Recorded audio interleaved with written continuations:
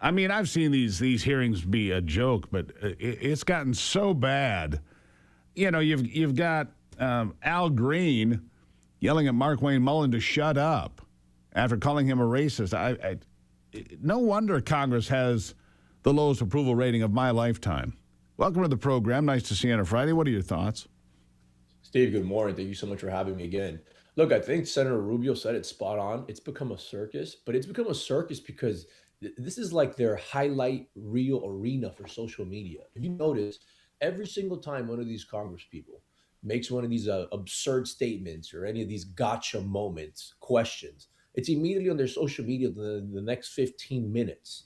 And it's because they don't have anything really to prove. They are not passing legislation. They're not being effective to their constituents. The only way they have to show to their audience that they're doing something is when somebody that's actually doing something comes in front of them, they grill them and they yell at them.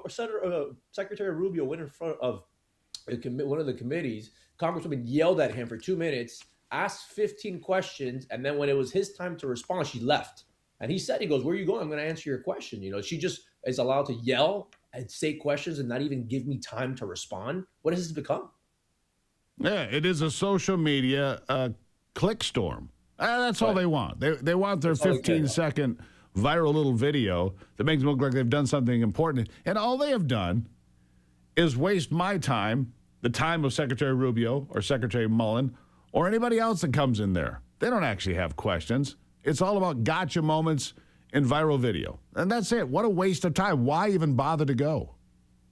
Right. Look, like I mentioned to you, it's 2 years. The problem with Congress is they get elected every 2 years, right? And they can't be effective, especially Democrats right now if they're not in leadership and they don't have any meaty legislation to pass that could actually help American citizens. There's nothing that they're implementing. There's nothing that they're bringing to the table. They're fighting the Saves America Act every single day, which is a nonsense bill of why it shouldn't get approved. It's very simple to have everybody that wants to vote have a driver's license. We needed to drive. We needed to take flights. We needed to do pretty much everything. Congress people need IDs to vote, but not the American citizens.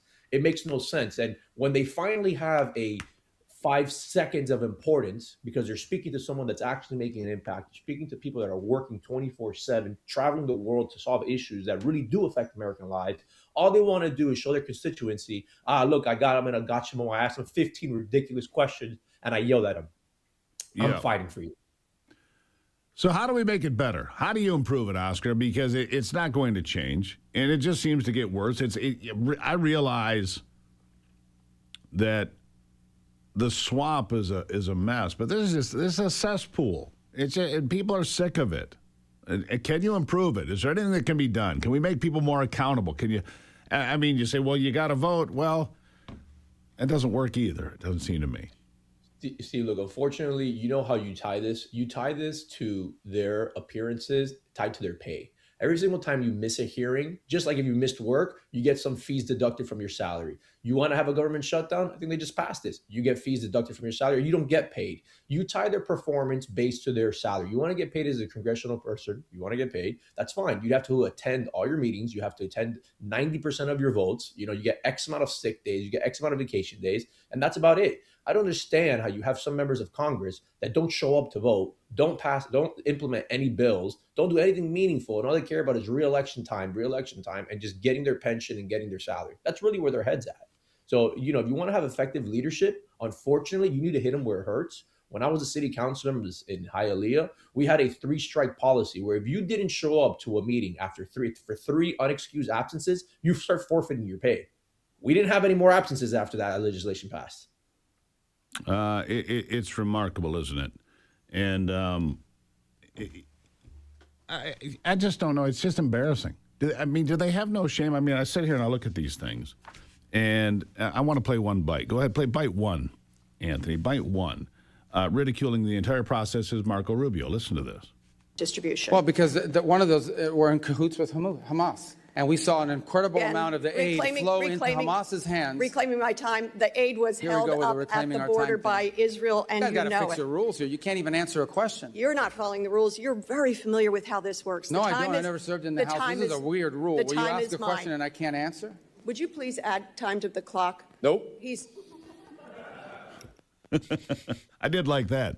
Can you please add time to the clock? I like Nope. that little ending. Finally, some sensibility, because he's trying to answer questions that aren't really questions. It's mind-boggling, Oscar. Absolutely mind-boggling. It makes no sense, like you said. I'll be honest with you. Secretary Rubio is one of the brightest elected officials that we have in this country. The guy's very, very, very smart, very well spoken. It's a shame because he had an interaction with a congressman from Texas that didn't have a gotcha moment, was asking him some questions if Israel had nuclear weapons or not. They had a back and forth debate. They said, okay, I'd like to be able to see that in a classified setting, and they moved on. So you do have members of the Democratic Party that are capable of having conversations because they really do want to be able to just get an answer. Then you have other people like this congresswoman that clearly doesn't know what she's doing, right? And was prepped by her staff and was said, hey, just say these questions because it'll be good for your social media highlight. Say the questions, but we really don't care about what the secretary's response is. We really could care less. We just want to bombard him with questions and seize our time. She fights for requesting more of her time, but the time that she gets is just to keep yelling at him. She doesn't really want to get anywhere. She doesn't want to have any answers. Like I told you, she's not fighting for the American people. She's fighting for herself. Yeah, they're fighting for something, but it's not for the folks, Oscar. 100%. They're not fighting for the folks, anyhow. Always good to see you, my friend. Thank you for being here. Thank you so much for the invite.